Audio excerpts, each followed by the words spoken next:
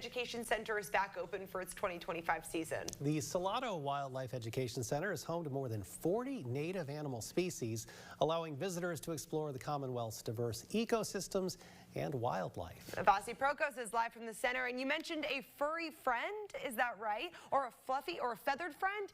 Something like that. Tell us about it, Vasi.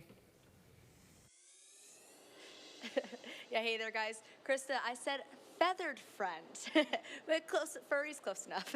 I'm joined here with Cassidy Cornett at Salato Wildlife Education Center. Thanks so much for joining us this morning. Thank you all for being here. We've been talking about it. We teased to it. We have a little feathered friend here. Who is this? We do. So this is an eastern screech owl, and these are actually the smallest owls that we have in the state year-round. So he weighs about as much as a quarter-pounder cheeseburger from McDonald's, if you've ever had one of those.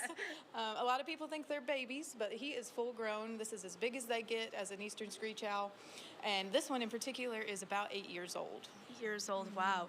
And tell me a little bit about his story here. Yes, so he's been here for 8 years, so he's at least 8 years old. He was an adult when we got him. But if you'll notice, he is not winking at you. He is actually missing an eye, unfortunately. Oh. So he likely got hit by a car and had to have that eye removed. And so as an owl, you really rely on your eyesight, and you're a nocturnal species, so you have to have really good eyesight. So without that eye, he wouldn't be able to survive on his own out in the wild. He wouldn't be able to hunt or find his way around, and so he lives here with us, and he's a great ambassador for his species. He does educational programs and helps us to inspire people to take conservation action in their own lives. So we want to encourage people not to be throwing trash out their windows, because that attracts mice to the roadways, and mice are one of their favorite foods. So we have to think about things further down the food chain. So just making sure we're keeping those food scraps and trash in our cars until we're ready to throw it away in a proper receptacle.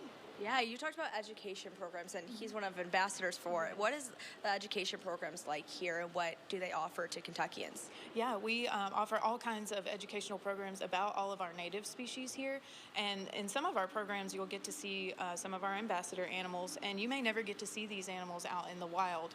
So screech owls are very good at camouflage. If you look at his feathers on his back, he looks exactly like tree bark. So you'll hear these guys outside before you'll see them. So in order to inspire people, we love to let them get up close and personal and see these animals so that they can help us to conserve them through daily actions in their lives. Awesome. Well, Cassidy, thanks so much for joining us.